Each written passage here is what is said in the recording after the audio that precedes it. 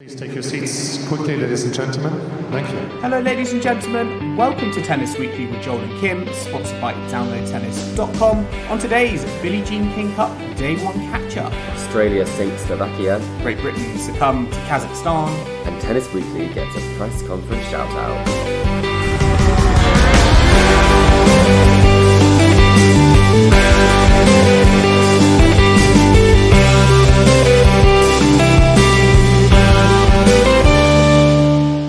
Chris, today is the 8th of November and we are here to catch up on day 1 of the Billie Jean King Cup finals in Glasgow. We've had two fantastic ties today, Australia versus Slovakia in the day session, and we've just got back from Kazakhstan versus Great Britain. I know I've just said that we are recording on the 7th of November, but we're going to be recording on the 7th and 8th of November because I feel like, as always, like Prague last year, Billie Jean King Cup, it always goes late. Matches always go long, and we've had a pretty full-on day, haven't we? It has been all go from 10 a.m. until the last leaving of the media bus at 11 p.m. It's been 11 hours of tennis. I know, and tennis journalism. It's unbelievable. I know we've had some great seats, we've had some great matches, singles, doubles. I mean, of course, we were in Prague last year for the event. And I was really curious to see, first time in Glasgow, great for us, cheeky little flight up from London. But how was it? What were the kind of first impressions before we get into the matches? What kind of first impressions walking into the arena? How did it compare for you to Prague last year? I'll start with not the cheekiest flight from Copenhagen to Edinburgh and then a coach transfer to Glasgow. So I cannot say that it was the easiest, but in terms of getting here... try saying that to the people who've come from Fort Worth to Glasgow. And I think some Australians might have been there all the way from Australia today, so I think I should not be complaining, but we had a simple transfer over. I was very impressed with the nature of the setup this year. I think the biggest difference for me is that court 1 and centre court, you can walk between them, they're very close, the fan experience is very much together, and last year we were denied access to court 1. I didn't even know where court 1 was, to be honest. It was like across the road. You needed a separate ticket. Yeah, it was all very confusing. Whereas here, it's a little bit for me like the Australian Open, like the Rod Laver and I think Margaret Court or Hisense. Yeah, they're like literally just across the galley, aren't they? Yeah, it was. I really liked that. I like the fact that we were able to. Have a little peek. Although court 1 was not in action today, we did see some of the teams warming up, and it's actually a velodrome which they've adapted. It's quite cool, isn't it? Cool. I didn't realise that, but it's quite an interesting tennis venue. I can't wait. We're going to see some proper tennis on there tomorrow, but it wasn't in action today. But to see it, inside a velodrome's really unique setup, isn't it? Super unique, and I think it will be a bit of a challenge for us going between both. I think we'll have to, maybe we'll split up tomorrow. It could be the case that you take Belgium, Slovakia, and I'll take Italy. Are we drawing lots for that, or is your heart set on one or the other? I need to see Bencic Trevisan. That is an absolute must for me.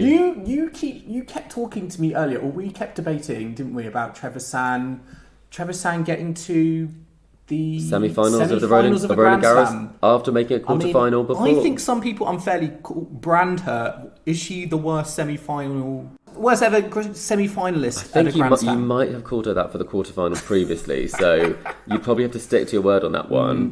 But I'm sure other people have slipped with the net previously.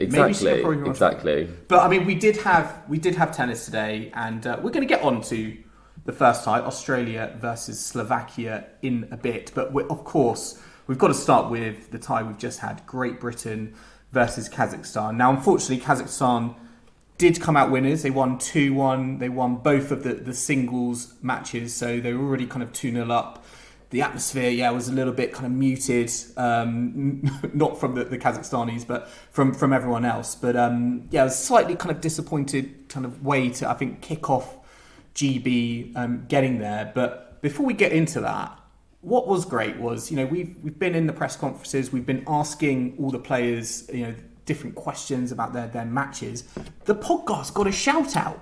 It did indeed. This was unprecedented in a press conference, I must say. But we were in the final press conference. Humble brag. After the doubles had finished of the GB versus Kazakhstan match.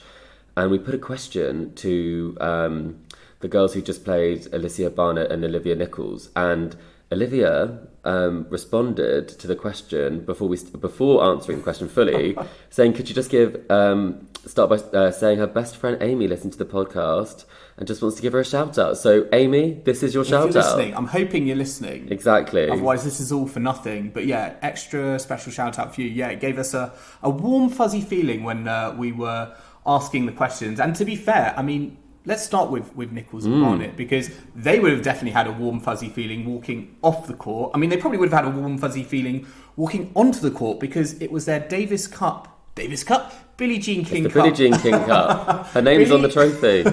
Billie Jean King Cup debut. They've had a cracking season. They got to the final in Lyon, the 250 earlier on. I think that was their WTA Tour debut. They got to the final. They've only been playing for like less than a couple of years. So for them to come onto the court, face Rybakina, Wimbledon champion, and Danilova, who is one of the players who's come from Fort Worth, so a very handy doubles player, to get that win in straight sets, that's a dream debut, isn't it? I mean, it really is. I think the only thing that kind of takes away from the dream debut is obviously the fact that it was a dead rubber in this tie, but the nature of the competition is that rubbers do come into it in terms of each individual. Wow, let's hope it gets interesting. Otherwise, that's something we have to talk about in terms of the Brits might be out before they play their next match. But in terms of this match, I was very impressed. I think it really did make the point that players who know what each other are going to do, that really helps in these clutch situations. And I think we've seen that before, where you put two singles players together, or a singles player and a doubles player, and they don't know exactly what they're going to do. And obviously, when you look at the talent level on the court, taking nothing away from Alicia and Olivia, but I mean, we've got a world number 11 in doubles, and we've got the Wimbledon champion. You'd think that the talent level from them would get them through it. And really proficient, really, really great doubles. And some of the volleying was spectacular. I think they rose to the occasion amazingly well. They handled it well. They were pumped up. And I'd say that tie had the best atmosphere of any of them today. And it was a dead rubber. Well, I think what was interesting was they were remonstrating with the crowd to get them involved, and they were feeding off that energy. I think a little bit more so than we saw, I think, from Harriet Dart and Katie Boulter. I don't think there was necessarily as much maybe interaction with the crowd, and you can tell that they were absolutely kind of reveling in this situation. And for me, as you said, these, although in theory it was a dead rubber, technically GB had already lost the tie. It could come down to it, and the Kazakhstan team went out there to win, and for Barnett and Nicholls to get that done in straight sets, the level that they showed, I think the chemistry that they showed really kind of helped with their positioning on court. I was really impressed specifically with their transition from the back of the court to the front of the court. I think for me that really gave them the edge, and it might have even taken Rybakina and Danilina by surprise. I can't imagine they would have known much about the pair, but certainly by the end of it they were left kind of with a lot of questions to answer. Yeah, and we put the question to Anne Kyopathong afterwards in terms of selection for this match. The question that we had was around, there's been a lot of focus on Davis Cup. We've seen and heard a lot from Dan Evans about the fact that he does think that top singles players are at times better suited and should be playing in those doubles rubbers. And so what was really interesting was when I asked the question to Anne today, that she did say that it is a case-by-case basis, but today they always knew they were going to put Barnett and Nicholls in this one, because they thought Rybakina and Danilina, they had not seen much of them. They're kind of an unknown quantity to them, and it felt like putting a different sort of player, a double specialist, serves they haven't had a look at, practicing returning, because by the end of that Rybakina match she was pretty dialed into Harriet Dart's game. And I think the surprise package proved to be really important, especially in straight sets. It's so important when it comes to getting that rubber. I mean, it's interesting you talk about, because they are doubles specialists, and as a result of that, you have to take both of them on. And they were brought in very last minute. 6 days ago. Yeah, 6 days after ago. Raducanu's after withdrawal. Raducanu dropped out. So if that hadn't happened, I mean, the point I'm getting to is a doubles specialist in this format. Are they a bit of a luxury because of that? And you might want to prefer having a singles player. And as a result of that, it feels like maybe like the best a lot of teams can hope for is one double specialist with one good singles player. Where actually, we've seen today, actually having two double specialists really can pay your dues on the court. I do agree. I think last year we saw an awful lot of strange combinations. Which didn't necessarily work. And I think when you do have those players who don't play doubles week in, week out, like Rybakina, like it's surprising that she played this match, for some people might think, considering they'd already won the tie, but she needs the doubles practice because these two have not played together before. So I think having the luxury of players who don't have to have as much court time as possible, who already know what each other are going to do, means in those clutch moments, they've been there before, they don't have to have any confusion. And a couple of times we did see players slightly surprised by some of the moves people made, because you don't have that. It's more almost they can be on autopilot for certain moves and patterns of play that they have. Yeah, exactly. And we'll get on to the singles results, because although it was a very good win for Barnett and Nicholls, and they were absolutely chuffed to bits, and so they should be. It was disappointment in the singles for the Brits. Katie Boulter and Harriet Dart losing. Boulter lost in 3 sets to Yulia Putintseva. That was the first tie. 4-6, 6-3, 6-2 to Putintseva. And then Rybakina beat Harriet Dart 6-1, 6-4. I mean, let's start with Rybakina, because she was on double duty. She played singles and doubles, and she wanted to get to bed as quick as possible, didn't she? She was very clear in the press conference afterwards. She was like, as soon as she sat down, she was like, make it quick. And quick it was. It was almost as quick as her first set. I was going to say, well, yes. I mean, the Rybakina Dart match, it's a hard matchup for Harriet Dart. You felt like she was, I think in the press conference afterwards, she said she felt she played well. She did play well.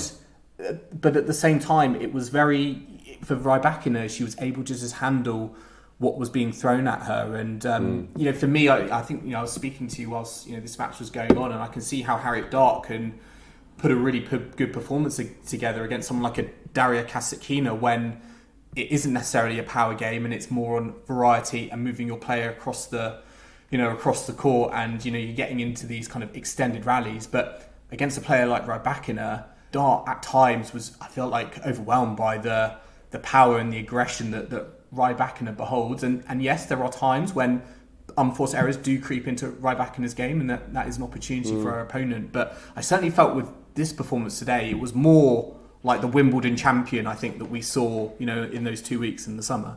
Yeah, I think that's completely fair. I think Harriet, she's made it clear in press, she didn't think she played a bad match at all. No. She was hit off the court in the first set. Rybakina started very quickly. She was just hitting winners for fun. And then I'd say in the second set, Rybakina did go up a break.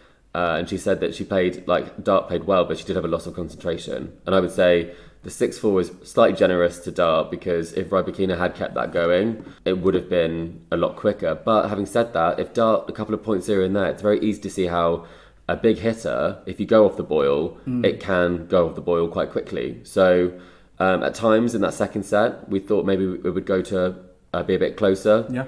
There was like a mini fight back, wasn't there? Yeah, definitely. In that second she set definitely from did Dart. herself justice.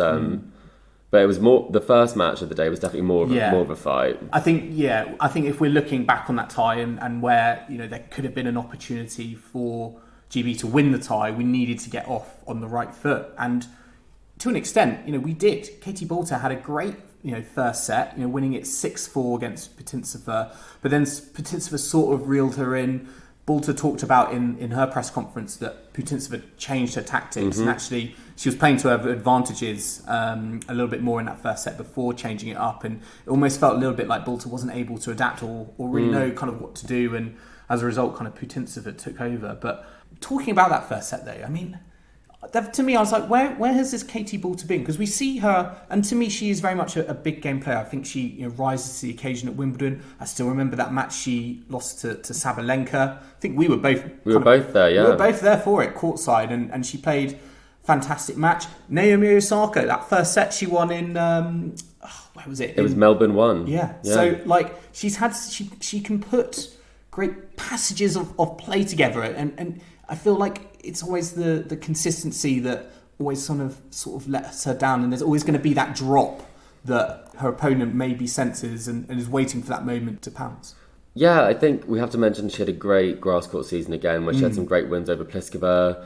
She is able Birmingham quarter-final. Exactly, she's able to pull together some really great results. But I think outside of some of those moments where there is the home support or a big stage, she doesn't necessarily always bring the best out of her ability. And I think today I thought she might be able to. I think she did in sort of that first set. I mean, she's got a great record. I Yeah. didn't realise how good her record was. Well, she has only lost twice, and it's both to Putintseva, which is quite surprising, really, considering she's only played her 3 times. 2 of them happened to be in BJK Cup. But I think she made it clear in the press conference she wasn't injured. A lot of people asked about that in terms of the strapping that she had. And they were always worried about her shoulder. But no, she said it was just she didn't serve how she needed to. And if you look at some of the numbers, her serve for the match was down at 57% of first serves and only winning 64% of them. Whereas if you look at the third set for Putintseva, first serve was 81%, winning 82%. So Putinseva's numbers went up. And Katie Boulder started to retreat a little bit from her game plan of going for the winners. She wasn't trusting her shots. No, she wasn't. With the variety that was being given. And I think it was very surprising that Katie Boulder came in and was like, I know exactly what happened, but she obviously wasn't able to do anything to rectify it. So that would have been the question I would have put to her if we'd have asked one in that press conference. But I think for her, there's a missed opportunity there. But overall, I mean, it's just a shame that order of the matches, because there were 2 really, really great matches. And I think that the Rybakina one we always thought would probably be a step too far. But a great first showing, I would say, considering they are without Emma Raducanu. Yeah, well, exactly. But having said that, I mean, if Raducanu was still there, would we have had Barnett and Nicholls, make their debut? There's all these questions. But I think, from a GB point of view, it was great for them to get a tie, because the format of this event, it is brutal. It's brutal. 3 teams in one group. It generally can come down to it can be over before it starts. Yeah, it's crazy, and you don't obviously want to start with a 3-0 loss. So just to get a tie on the board, I think was fantastic achievement. And I was always curious by the fact that GB were coming into this off losing in qualification, and for me that made me think: do they feel this extra pressure, or the feeling that they need to kind of prove themselves, or not even kind of get embarrassed, I think, by what is a quality field of nations here. And I certainly think with this result against a very game Kazakhstan side, they've shown that they can mix it. But there's still that sort of Raducanu factor of, are we at full strength, are we not? But I think it was a decent performance overall. Yeah, I think it's a shame that the narrative is the way that it will be, that we're in the Harriet Dart press conference and the match is over, the headline is done. GB lose on home soil, they didn't qualify, and you can write that story, but I don't really think that's representative of the matches that we saw and the level that they brought, because having said that, if Katie Boulder was able to maintain the level across 2 sets, for example, and Putintseva hadn't mixed it up, then this could have been a win. And that's the thing that I think with all of these matches, anyone can win, anyone can lose. When you play for your country, your first tie ever, you come home with a famous victory. So it's all to play for, and we'll see how Spain handle the pressure against Kazakhstan tomorrow. We'll see how Spain handle the pressure and how they handle the Kazakhstan drum. Oof. The Kazakhstan drum in the crowd. I have to give the winning edge to the Kazakhstan kind of felt like we were in Astana, ultras. Didn't it? Yeah, I know. Exactly. Where's Djokovic? Where's Djokovic Medvedev? Yeah, exactly. It was. I mean, they were great. They brought a lot of atmosphere. I'd say a little bit more maybe than the British fans. And again, I think I look at kind of how the body language of Barnett and Nicholls versus Dart and Boulder, and certainly I think they engaged with the fans a lot more, and maybe that's what helped give them a little bit of an extra spark. But certainly the Kazakhstan created that, fans created that atmosphere that I think again helped their team. For sure. And I think that's something that the Australians always give 100%. And we spoke to Tomljanovic today, and when she actually did it on court interview, said the same thing. It's the best week of the year for them, and I think that's something that is so true. I think that with the Brits, it's true as well, and I think that's why Barnett and Nicholls were so That's pleased because to be there. Tomjanovic is hearing me scream from from like row Z. Come on, Tomjanovic. I didn't hear that. I'm not sure. I think in the press area we were very quiet. We did not make a single noise. Wow. We are bipartisan at all times. But I think that they always bring a great atmosphere to the court, the Australians. And colourful. They definitely bring a colourful They're atmosphere. very colourful. You don't like the Tomjanovic outfit, do you?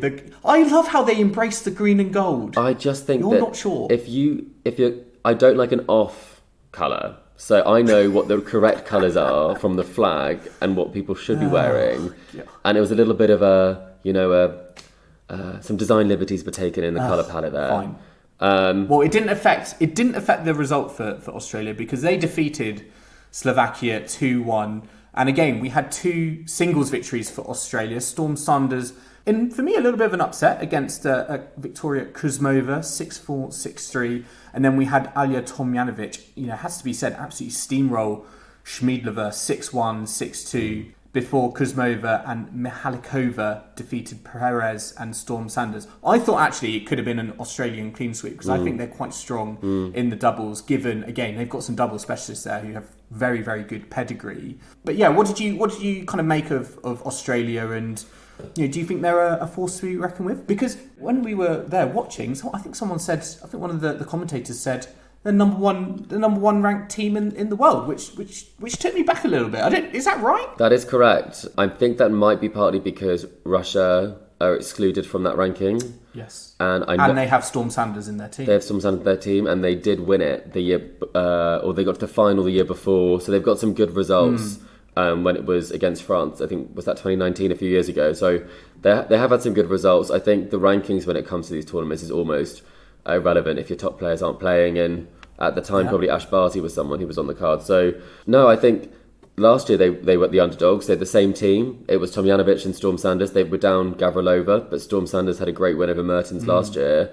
In fact, all of the players who were on court all were there last year. So it's good to see that they all got picked and they're all still performing well. Because they spoke about team spirit in the in their I think it was Tomjanovic speak about team spirit in their press conference, and it is I think a factor, and you can certainly see that I think in the Australian team because there is that continuity, there is that consistency. They know each other's game, and they really are kind of there as a group and as a team. And I love seeing that, and I think that's what I think is great actually about kind of these team events and seeing all those individuals come together.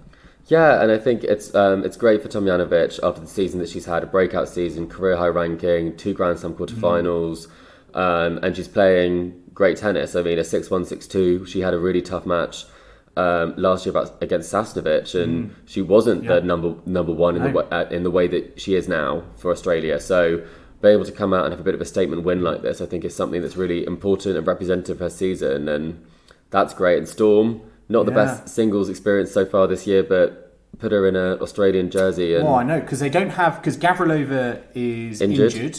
And so Storm Sanders was on double duty for Australia, and we were sort of thinking, is she the secret weapon of Australia? Because she had a very good win against Kuzmova, which I would have said Kuzmova is the better singles. Would have the edge. Yeah, was the better singles player. But then she did, and I was a little bit surprised she lost in the doubles. But certainly for me, if Australia are gonna perform well in this tournament, I think it certainly helps if Storm Sanders is firing on a singles court, which for me was probably the biggest kind of question, I think, going forward for them as a team. I think we learnt last year the number 2 singles is so important, and getting that right and picking the right players for that. The number 1 singles, there's not really much you can do about that if you're the number 1 ranked player, that you're going to play each other. Tomjanovic had one of her best, if not her best season. It was her best season, yeah. So I think that makes sense of the matchup. So it's the one where you can sometimes play around with it a bit more is that number 2 singles. So good decision from Alicia Mollok. She really backed Storm. There were many Storm jokes that were made from the very, very loud no Priscilla MC. Hon and no Sam Stosur. Sam Stosur's there. I was her 19th year representing her country. I was devastated she's not made it out onto the doubles court, but it is crazy. 19th year. It just shows, I think, the camaraderie they have, that players just want to stay involved as long as possible, and to have someone with the experience of Sam Stosur in your team is probably a very good even if maybe she's not going to get onto the court, has this wealth of experience to help. I'd have played her today. Oh, really? She's had some great doubles success. Who would you have put her with? Storm, 100%. I think Adam Perez was the weak link on court today. Okay. But Interesting. I was going to say, shall we look ahead to tomorrow's action? Yeah, absolutely. I mean, we do have... Jam-packed. I know, because we do have court one. Both courts. We have 4 ties The Velodrome tomorrow. court. I know it's called court one. I'm just going to call it the Velodrome court. And then we've got Bring centre your court. bike. Bring your Shall we bike. cycle to the Oh Emirates? my God, shall we? A warm down. Yes. So on centre court tomorrow, we've got Switzerland versus Italy. And then we've got USA versus Poland. And then on court one, we've got Slovakia versus Belgium, Spain versus Kazakhstan. So quite a quick turnaround for Kazakhstan. Probably why right back in press conference was like, make it quick. Where are your eyes looking to tomorrow? Are you Trevisan, Teichmann, Bencic? Well, I think I'm going to split my time. I think I will be on centre court for the morning match, and then all eyes will be on court one. I have to say it because I need to know how GB is going to do. Because I also need to get that question in to Rybakina, which I didn't manage to get in today, about how's their doubles play. How disappointed is she about not playing with Emma Raducanu at Washington? I mean, that was Dimitri Tursunov's master plan that was going to for happen. Raducanu. But having said that, I think I will be in the evening session just running between the two, going from the USA. If Taylor Townsend's on a court, I'm going to be there. We'll have to see. But where are you going to be, Joel? Well, I think for me, the big question on everyone's lips is Elise Mertens going to turn up for Belgium? Where is she? Is she on a flight at the moment? Is she? I think she might be on a flight. Is she going to be on? In double the seats? duty. We need her. Doubles duty. Is she going to be asleep? She got jet lag because she was in the WTA end of season final in the doubles. Defeated Krejcikova and Siniakova, the number one seed. Yes, I know.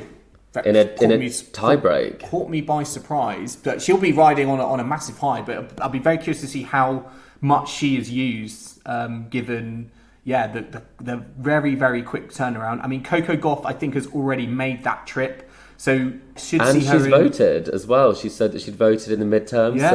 She's been very busy. So I'm curious to see these players who are jumping from Fort Worth to Glasgow. Jet lag watch. Yeah. Okay. I'm curious to see, will any of them get out tomorrow? Will they play tomorrow? Or are they just going to be making up numbers, which seems to be the most popular phrase on the podcast at the moment? We've learned not to use that phrase. Yeah, we're not going to lose that again. But for me, I think that's what I'm sort of interested in. But I think, Switzerland, Italy, we've got some great singles ties to look forward to and some great action to look forward to as well. So we are going to be back tomorrow for day 2. We're going to be wrapping up, as always, all the action. So I hope you can join us for that.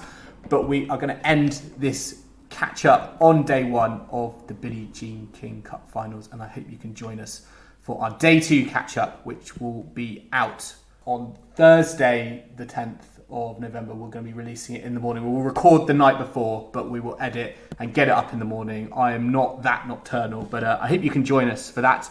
But in the meantime, it's goodbye from Chris. Goodbye. And it's goodbye from myself. We'll see you again soon.